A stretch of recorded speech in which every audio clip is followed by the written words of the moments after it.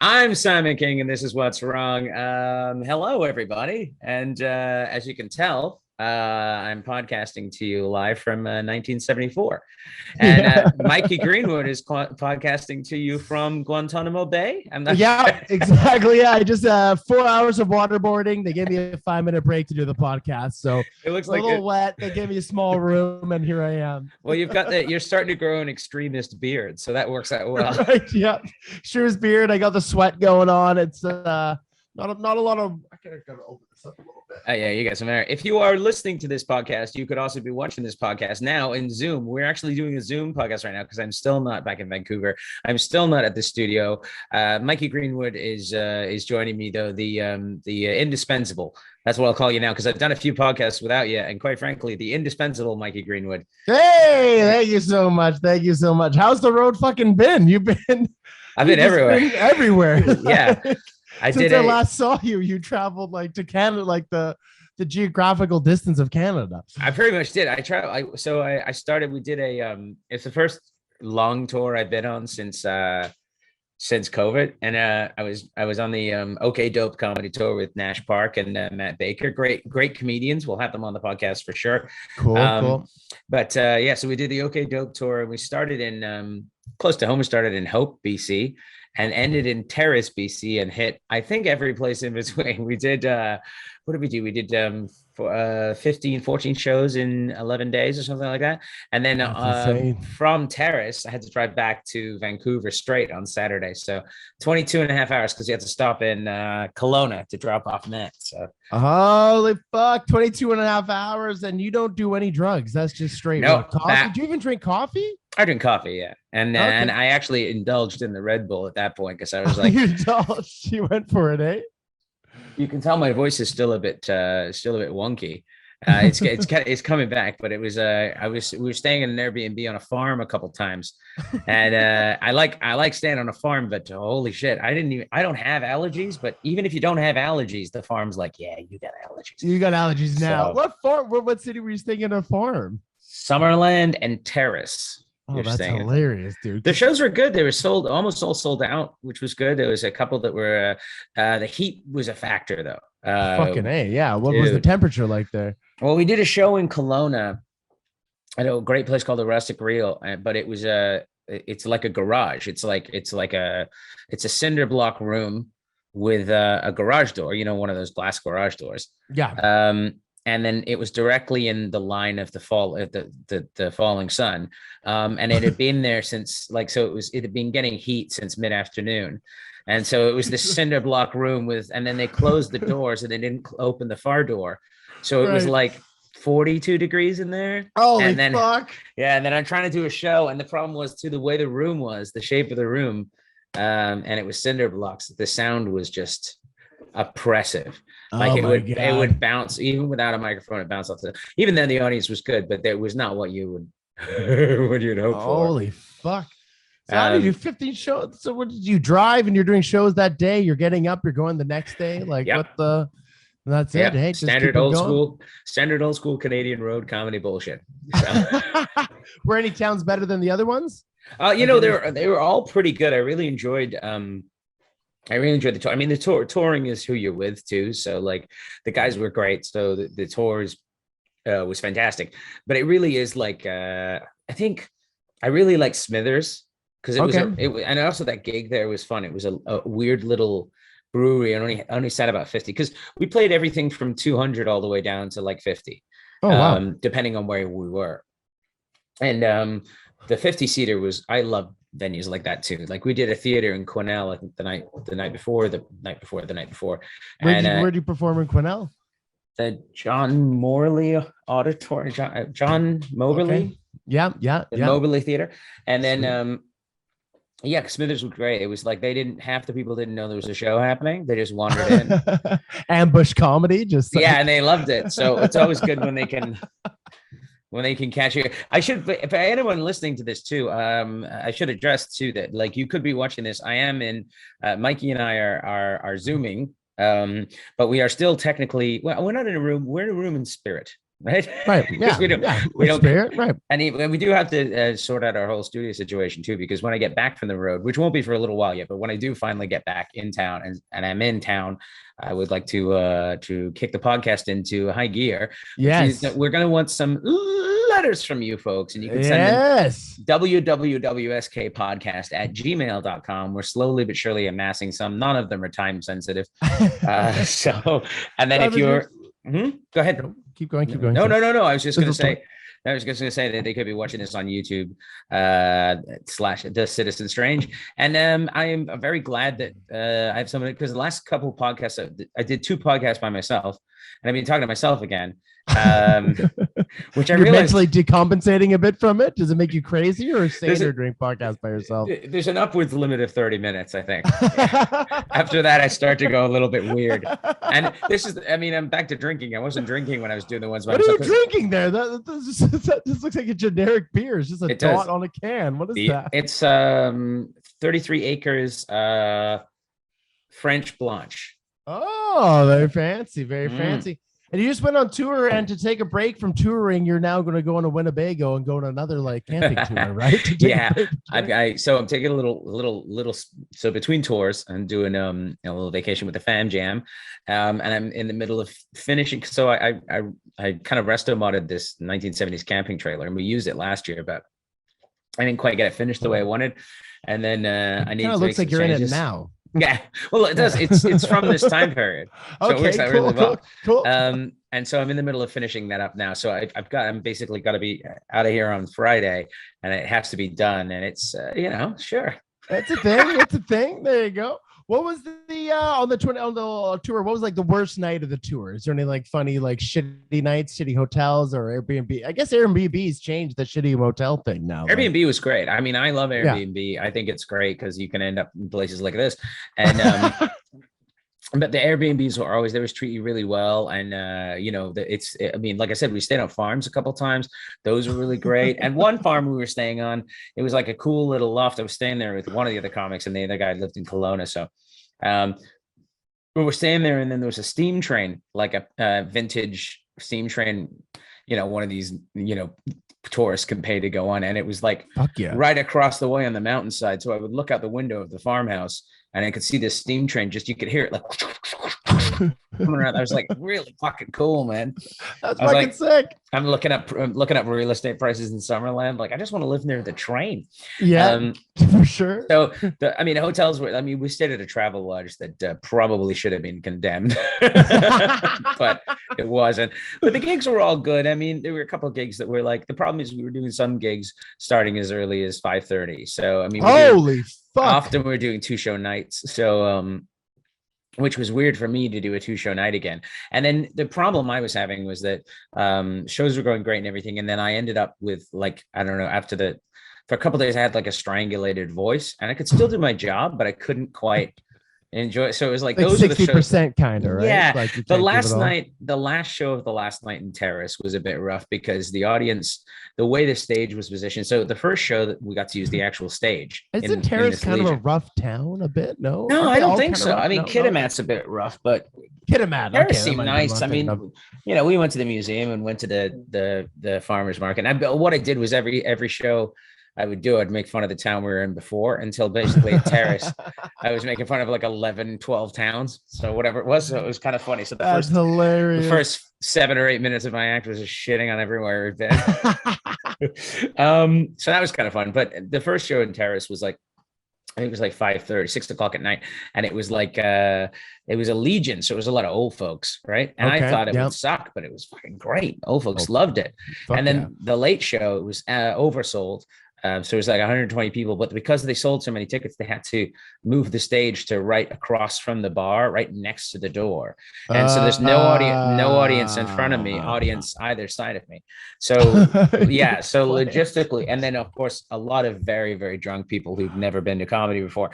So logistically, that one was the worst. That was the hardest show. It was also rough because we really wanted it to go well because it was the last show of the tour and none of us really had any fun. And it was like a rough one. But then, at least you have to get up 5 hours later and drive 22 and a half hours. So. Yeah, there you go. Just have the air of the shitty last show with like permeating the fucking car ride.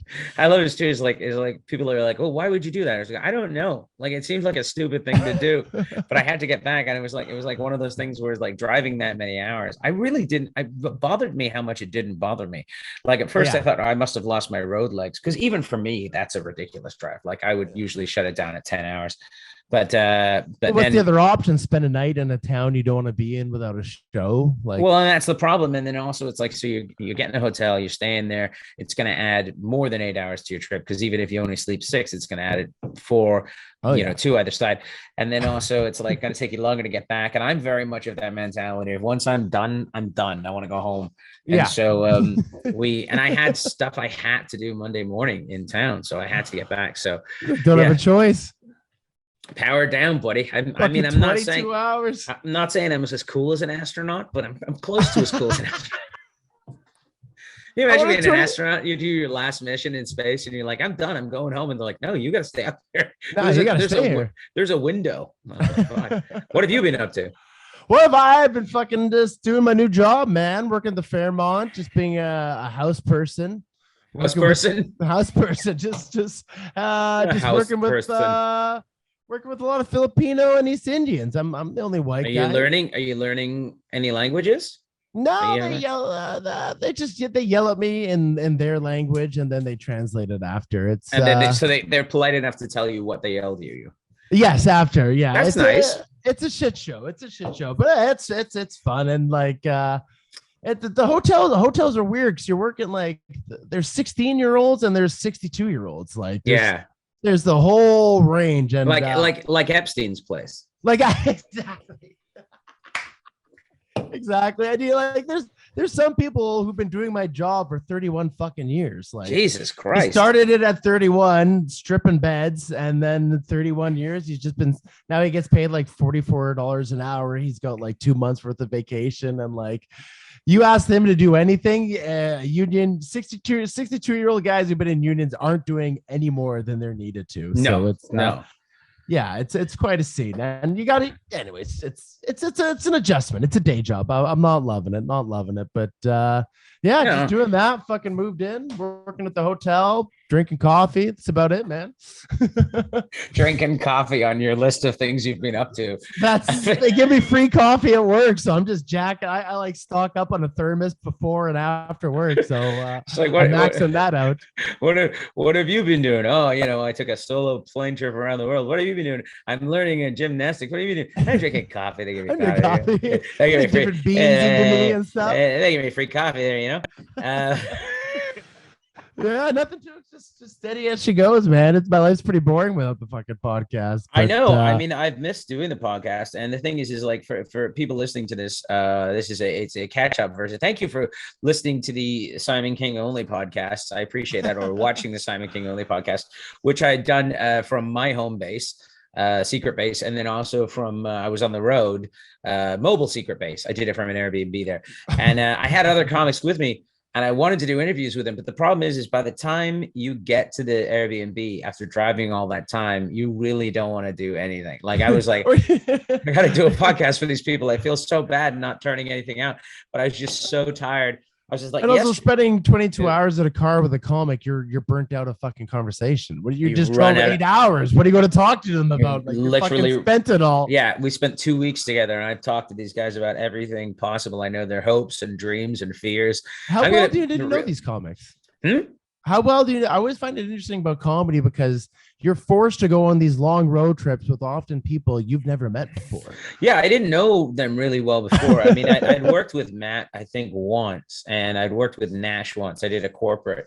What are their names? Nash and what? Nash Park and Matt Baker. Really funny guys. Nash. Sounds like a good duo. Matt and Nash. Yeah, Matt Nash and Simon. Matt Nash and Simon. But I said it was funny because they're both like in their early 30s. So it was like two young guys it was like I felt like a shelter dog being taken out for his last trip before he's put down. They're all like going to clubs and stuff. I'm like, hey, can I come Good time. But no, they were great guys. But the thing is yeah, you don't really know. Like I'd worked with Nash a couple times. I'd done some shows with him, and I'd worked with Matt once or twice. I didn't know them that well, but I mean, you get in the car, and this is the way comedy always used to be. You just get in a car with people you don't know, and at the end of it, you fucking know them because you literally nothing else to do. Better or for worse, you know them. Well, and back in the days before the internets, before the internet was as ubiquitous on phones and stuff. You would literally just have to talk because there was nothing else to fucking do. Right.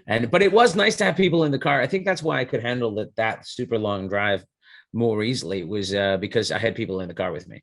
Like the first 8 hours just sort of flew by because we gave another fellow a ride from Terrace all the way down to like Cornell area. A comic or just a hitchhip? Just a friend of Nash's. But then what happened was Matt and I just decided to roast the shit out of Nash the entire trip. Just lay into him. The thing is, when you really like another comic, when you work with them, you just hack on them. That's the way it works. You just shit on comics. Yeah, that's the way it works. It's a sign of endearment. Exactly. Like it's just that's how you communicate with people you like, and so comedians get that. And then I think his friend understood it too because he was like, at one point he said to Nash, he's like, "Just stay down, man. Like, just stay down. It's not gonna end well." But yeah, so I'm looking forward to getting back. Oh. I'm looking to make me a drink. Quick drink. Yeah. Oh, that's nice. Look at that. You got trying to signal out for a while. There we go. Thank you. Slowly being made on the fly. What I was thinking too is that like when we get the new studio space, we can fit 3 people in here. This is the hypothetical new studio space. It'll be a little less hostagey. We can add some curtains and stuff and whatever. Yeah. I mean, I like have you got a gamer chair? Is that what you're in there? You got a gamer chair in there? Yeah, I'm not a gamer. I found this chair and I took it. It's like it was in the garbage room of my old place. Perfect. And I took it. It's and it's worth $400. Yeah, and now I'm itchy all the time. Yeah. So it came with itching.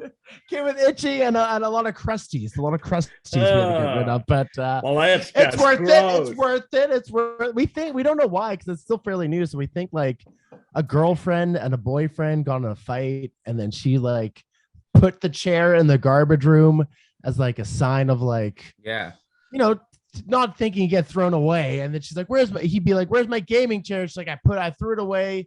And he'd go to the garbage room and get it back, but I fucking took it. Maybe he died in a terrible car wreck, and she couldn't stand to see the chair anymore. She'd go in the den, just sad, her heart broken. Yeah. She'd go in there and she'd go, "Oh, Carlo, Carlo, you used to love to play Call of Duty and ignore me. And now you have gone to the giant spawning point in the sky." And then you're like, yoink, I'll have that precious memory. I said, it is an amazing chair because like every point that would get stiff from playing games for like multiple hours is supported. Depends on the game. Depends on the game. Yeah. With this chair, like you can just play games for hours on end and have no physical repercussions. That's what this chair is made for. Oh, there's physical repercussions in the long term. You can't just sit there like you're in the movie WALL-E. That's what this chair is kind of designed. You feel like you're in like WALL-E. If this thing hovered, I would never get out of it. The only I still wheel around the fucking apartment in it. You know what I'm thinking is like a chair like that. I mean, if we had 3, what I think would be great is if you had a podcast studio with 3 completely different types of chair. and then what you do is when the person comes in, you just let them pick which chair they're going to be in. So you have like a huge wing back, like leather. It's kind of a personality test. Yeah, too, yeah. So you have like a big wing back leather English country chair that smells like cigarettes and scotch. And then you have a gamer chair, man, because you're fucking rad. And then you have like a milking stool or some shit. And like something humble, a wooden chair, like a wooden stool. Which one of you is Christ? Dude, we're definitely doing that for the new. I think that'd be great, right? This will be one. We'll have a humble stool, and then we'll have like a leather chair. And then here's the thing: is whichever one is left for me is removed, and my throne is wielded. It's like the podcast master is here. Yeah, it's 1 foot higher than all the other ones. Yeah, just hello. Hello. Just looked at people. Yeah, I gotta look up at you. What I noticed about this too is this podcasting with glasses on. I noticed that the lighting in here is not very good where I am in Secret Base 2. I thought the lighting was pretty good. So who's doing the lighting? Is that the fake Quentin Tarantino? He's over. That's okay. I got it. There we go. I love a bartender too. Lindsay. Well, that's the thing is a bartender would be great, but we won't make Lindsay do it. We'll hire an amateur comic who doesn't know what they're doing. And we'll basically say, we'll make them get drinks tattooed on their forearm. Which drinks do I want? Oh, God, he wants a Negroni. How do I make that? Yes, this one was painful. One funny thing about going on the road is a lot of headliners bring on like relatively new comics. Do you have any stories of like bringing on someone who was too new and just completely, you don't have to use names, but completely. Yeah, I didn't. I've done it before. I did. Brett Martin had me open and I did 5 minutes and I tried backdoor and it's a local joke. It didn't work on the road and it bombed. So I just got the fuck off and him and Byron had to save the show. My general rule is if you can make it to 20 minutes, nobody says nothing. But if you make it to 20 minutes, I'm not going to say shit. But if you go over 35 minutes, then we have a problem. So you have a 15-minute window of fuck up that you can do whatever you want. And I don't give a shit. You could literally walk. So I have 2 stories about this that are interesting. So first of all, you don't care if it's shitty. Do the 20 minutes. I would prefer that you destroy the room and then it makes me work harder. So I ideally like to take very strong comedians. So I will take people with me that are hard to follow because I figure, you don't get bigger by lifting weights you already can lift. So I don't want someone to go up there and be wimpy in front of me. I want someone to go up there and scare the shit out of me. And so my openers list include Chris Griffin, Chris Gordon, Ivan Decker, Jane Stanton. Like these are people that used to open for me all the time and have all since gone on to be great headliners and don't need me anymore and won't answer my calls. They pretend they don't even know you. Yeah, they pretend they don't. Like Simon. You know what? Now that we're doing Zoom podcasts, maybe I have more chance of getting some of my very busy friends who have no time for me. Although Ivan has come and done the podcast, and he was absolutely fantastic on the podcast. So he was very lovely, and we definitely want to have him back. I don't want to talk. I don't want to talk shit about Decker. He's too powerful now. No, God, no. I can't destroy him anymore. I used to be able to destroy him. So a couple times I've had 2 different instances which are great examples of the kind of opener you want and kind of opener you don't want. The first is the kind of opener you don't want. And this is comic. They were given to me. I won't say anything about them other than the fact that they were entirely too new. And we were doing the first night we did 2 nights together. The first night we did, they squeaked over 20 minutes, but it was like, there was paint from other cars on the side. And it was a fucking rough one. Like they came in off that. It was like one of those ones where they like expected a pat in the head. And I was like, why are you here? Like there's other comedians out there who could be using this $35 and can split gas money, like whatever the fuck. So he thought he did well. He wanted a pat on the head, or they thought they did well, and no, it wasn't like they were like, oh, I kicked ass. It was just like that was pretty good. And I was like, that was not pretty good. I just had to do an hour 10. You fuck. But I mean, if and then here's the other, and then the second night they did 15, and couldn't handle it. There was a little bit of. It wasn't even a heckly crowd. It's just a rowdy crowd. It's just a bar crowd. People having a good time on a Saturday, and they fucking crumbled and left. And that was an awkward car ride. I'll tell you that much. Because the thing is I understand that you got to learn. I got no problem with that. But that's another factor is not only it's like if you fuck up, like one thing about comedy is if you fuck up at work, you go home. Yeah. You don't see the boss again. But if you fuck up opening, your boss has to drive you home 22 fucking hours. And you just gotta be like, it wasn't one of those guys. Those guys were great. No, this was years ago. No, but this was years ago. And then and it was also at that point where there were a lot of other comics.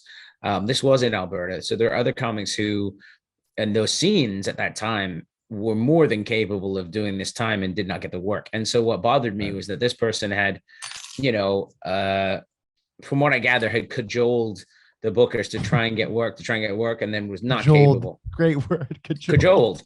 There's a lot of cajoling in stand-up comedy. So much cajoling. And then they didn't, and then they could not do it. And then what bothered me about that was there's only one time in my life I've ever said no to an opener that I was given. And it was a similar situation, not the same person, but someone who had the same skill set. And I was like, no, because what you're going to do is I'm going to get in a car with this person and we're going to be together for 6 or 7 hours each way. And I'm going to have to do twice the amount of work because they can't make it over 15. And it's not their fault, but you shouldn't be booking them. And that was my argument. But in general, I really don't give a shit. You want to do less, you want to do like if you're having a great time, you feel like you want to do 35, we can do 35. I've had guys do 45 before me. That is unacceptable. I'm the closer. You know what I mean? Like, because what you're doing is if I have to do an hour, I have to do an hour regardless. That's my contract, right? So if I have to do an hour, and I'm sure I could bitch about it and probably get out of it, but that's not my job. I also want to do my hour. I'm building an hour. So I had a guy open for me, and the first night, 2-nighter, and the first night he did 45. And here's the dumb thing. He was booked to do 30 at like 28 minutes. He got the biggest laugh he was going to get all night. It was fucking great. He nuked it. And I was like, what a great way to leave. And the motherfucker stuck around for nearly another 20 minutes. And I was like, you're done. And the next day I said to him, I was like, what's going on? Like, he's like, oh yeah. I'll do my time tonight. And he did 5 over. But my general rule is, yeah, if you're having a really bad night, not every night, but if you're having one of those shows we just can't figure it, just hit 20. Just do your time. And then I'll take care of it. Yeah. If you can't, if you don't have to hit the 30. If you're really, really hating it, like say you're just having one of the shows and you're just not getting anything. I mean, because I also think you should do 20 because the bomb is useful. But I mean, by the same token, can you elaborate on that? What do you mean the bomb is useful? Well, like say you're having a show where it's going really poorly, but you need to stay up there. That's a skill you need to learn. I had a show like that in Terrace, the late show in Terrace. I mean, the audience they were just not in the same room with me. They were just kind of unconscious. And I still did my time. I still did my hour because that's what my job is to do. So if you want to learn to be able to do an hour like that on the road and let it roll off your back, it's not fun, but you want to be able to do it. If you want to be able to do that, you also need to be able to do a half hour and do that. And so that's general rule. Staying in the pocket of the awkwardness kind of. Yeah. And that's the thing is like, put your time in, like you earn your place. Why are you there? The second example of the opener you do want is doing this gig 10 years ago in Princeton, BC. And they have one bar, and it's the bar everyone goes to. And it was around about Christmas time. And it was absolute shit show when we got there. There was no spotlight. And there was a light that was like on the center of your chest. That was it. It was like here. And the sound system was fucking terrible. And everyone was drunk. And there was like this weird emo couple in the middle, and everyone else were fucking Carhartt rednecks. And is there any other kind? There's only a weird emo couple. Dude, there's no normal emo couple. Clearly, people who are on their way through from Vancouver for the holidays and just, I'll just go to a comedy show in Princeton. This will be fine. No, fucking won't. So my opener at the time, he's a one-liner, quiet guy, and very funny cat. But you got to listen to him. That's the only way it works, right? He's not ridiculous like me, where he's just a fucking fire alarm going off in the corner of the room. So anyway, he goes up and they hate him. They hate him so much because it's this thing where he's going. He's hosting. The crowd immediately hates him without immediately. They were just like, whatever you're selling, you can sense it. You can sense it. You can hear it in the room. It was one of those things where, so there's no on the road, there's no host usually. It's the opener goes up for people who don't know, and they go, hey, how's everyone doing? Hey, we got a great show tonight. Your headliner is a fathead over there, and then I'm gonna go on. I'm gonna tell you some jokes, and then they transition. So that first 5 minutes, that sucks. Fair enough. It's always gonna suck. So I thought maybe he was in that pocket of like just trying to organize them, and it was not this right. I'm at the back of the room watching this, and it's around Christmas time too, so I'm feeling extra sentimental. And it's going bad. Like it's bad. Like, and this guy's so funny, and I know he's funny, and he's fucking he's just getting the shit kicked out of him by these people. And so at around 15 minutes in, I was like, and he tried to do crowd work, and it went so badly. There was a guy, like in a case of emergency, sometimes like, maybe I'll try to connect with them, so I'll do some crowd work. There was a guy who called himself Snowball for very suspect reasons. And Is a coke dealer? I don't know, maybe. And that's why, because every time he said it, people lost their shit. And it's Hey, a small Snowball! town. Yeah, it's a small town. And then this guy wouldn't shut the fuck up, and it was just all this. So anyway, at around about 15 minutes, I lit him. I gave him a light. I was like, Yo, yeah. I was like, you can go. I wasn't like, you're bombing, leave, because that's fine. I was just like, oh, You can leave 5 minutes early from your job today. yeah. Yeah. So I was like, oh man, oh, what did I do? What did I click? You're Mikey, I clicked something. Am I good on that side? Oh shit. Good on this side. It said I'm running out of time. I think I'm running out of time on Zoom. Are we only doing 40-minute episodes because I'm too cheap to get the fucking Zoom? I think I'm getting a countdown as well. I guess that's what we're doing. So I guess we're a director. We got 10 minutes left. So I guess we'll just, you'll have to listen to the second part of this. And then we'll do a second part. Actually, but I will finish the story, and then we'll just do another podcast. You scheduled the meeting for a limited amount of time. I probably did. It's okay. I don't know how anything works. So anyway, so I give this guy the light, and I'm like, you got to get off stage, man. Like, just for your own mental health, you can't be doing this. And he stays up there, and he's just bombing, and he won't leave. And I'm like, he didn't see me, so I'll go around and wait. Like, no, he's bombing it. Anyway, finally he gets off stage. He brings me out there, booing him at this point. They fucking hate him. So I got on stage, and booze. Actual booze. Yeah. And there's two things I take very personally as a comedian. And one of them is when my openers are treated very poorly by the audience. I take that personal. And so I admonish them for their sins. And I did that for about an hour 20. I would not fucking leave. I was like, you're leaving before me, and there's nowhere else to go. So you're going to freeze to death in a snowbank, because I'm not fucking going. And then finally they liked me, and I just screamed it. So at the end of the night, and the hipster couple were like, hey, we're from Vancouver. We thought you were on tonight. And it was like, oh no. So I talked to the guy at the end of the night, and I go, hey man, that was fucking heroic. You didn't have to do that. Like, I was lighting you not because I think you suck. I was lighting you because I know what it feels like. And it's, and he goes, yeah, I do my time. And I was like, yeah, but you didn't have to. He goes, what, were they going to hate me more? I was like, that right there is how someone becomes a very good comedian, because he was like, who gives a shit? He's like, his mic time is good time. So I was like, yeah, if I can, which is, by the way, a shirt you should get made. Mic time is good time. Mic time is good time. I like that. That is good. Yeah, coming out the merch section of simonking.com. So you know what? I guess we're gonna have to wrap this this particular episode up. We'll just have to do a 40-minute episode for this one, I guess, and then next one we'll figure it out. But hey, any episode is better than no episode, considering that I didn't know how we were even going to get to do this. So thank you for taking the time. Mike, and you managed to do it in a basement of a 1975. Where I am, the internet hasn't even been invented yet. It's pretty amazing. You've been conceived of. No. I'm pretty sure this is I'm talking to a space alien. I don't know how this works. If you mentioned the internet in that era, they would lock you up for insanity. Yeah. If you try to no, you can click a thing and it takes you to a thing. You're like, what? So you go into a store, kind of. It's like an online store. It's like, what's online? Oh, Jesus Christ, this is going to be hard to explain. It's like explaining, like, because I have a kid, and I try to explain to him things that but it's like a video game. You have to start from the beginning. You can't just expect him to have all the tools halfway through. You have to be like, all right, let's start from the beginning. Okay, this is why this isn't a good idea. And he's like, no, it's a good idea. It's like, no, because if you run with a toothbrush in your mouth, you will fucking turn into a vegetable. Why? Because it will pierce your brain. Why? Because you will fall in it, and gravity's a motherfucker. Why? You're like installing common sense. That's what being a dad is. Like, they have none at first. Just load them with fucking information. Why is running with the toothbrush bad? I didn't even think about having to deal with that. Let me explain. Yeah, there's a lot of shit you do that you don't realize. You're like, and my entire job is keeping this human alive, and it's forever. Like, it never stops, because they'll be like 40 years old and they'll be like, Dad, I'm thinking of trying fentanyl. No.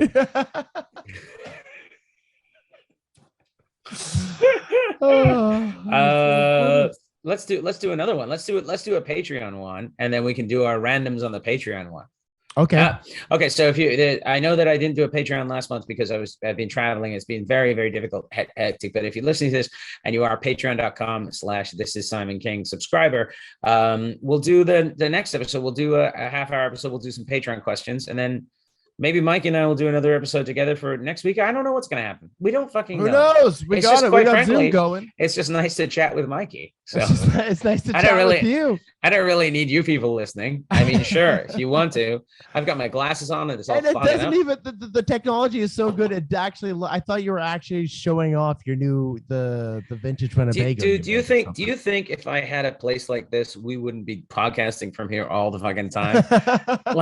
Look at those drapes. Yeah, like if that drapes and the wood that's real but fake, kind of. The carpet. Like, are you kidding me? Like, I think I had that carpet. I had like that type of tint. Oh yeah, if I had a room like this, dude, I would never leave. Like, look at the ceiling panels. It's just perfect. It almost looks like a floor. The ceiling. Yeah, the fact that this picture was just out there on Craigslist, and I was like, I have to steal this. This has to be my Zoom background. What were they selling again? The bar behind me. Oh, they were selling that. And honestly, I thought about it. But I got Why would they sell the bar? What else are they going to do with the room? I don't know. Maybe they're going to knock the house down. Maybe it's haunted by, I don't know, some ghost from the 70s. Yeah. But look at it. Look at that like you can push the house over. You don't even have to knock it. Just push it. There you go. All reds. That's beauty. You want to play some cards? You want to How much were they asking for that bad boy? I think it was free. Right? It might be in the next episode in here. We have to bring it here. If I, you know what, I've always wanted like a vintage shitty bar, and I was like, I think just get some of those decanters from like the 70s, the really weird crystal ones. I'd be like, and just walk around in a kimono, just real 70s shit. No reason. Yeah. Because that's 50 fucking years ago now. Fucking hey, that's crazy. I know, right? Nice to have a bar in here, and then like the footage we'll talk about this after, but yeah. Have a background in it. Anyways, wrap it up. All right. We're getting counted down by AI. We have an AI producer right now. So thank you for listening to the podcast. You can be watching the podcast on YouTube. You can be subscribing to the podcast at www.sk podcast on Twitter and on what's it on TikTok? I'm doing some TikTok stuff now. It's starting to work. Shit, that's my bad. www. Simon King. I think it's what's wrong with Simon. So www. Simon King. Okay, and then we got Instagram too. You get all this stuff. You know what? We need to get a website. Is what we're getting back. We're getting back. I've been off. We're getting back. We're coming back. And maybe for Patreon, we should go see Top Gun 2. Do before and after of Top Gun 2. This is like the idea. Bonus thing. I do like the idea of saying Top Gun 2. And my eyes look like a turtle's eyes in these glasses. Look at my eyes. I look like a sloth. I've never heard the comparison of a turtle's eyeyes, but you're tired. You have a child and you've been driving all across fucking Slothcast. So thank you very much, Mikey Greenwood. We didn't get to any randoms, but we will on the next episode, which will be probably the Patreon episode. We'll do a couple Patreon episodes. We'll just do a bunch of podcasts. Just fucking follow us. Okay, cool. Coming back. All right. And thank you very much, everybody. And that's what's wrong this week.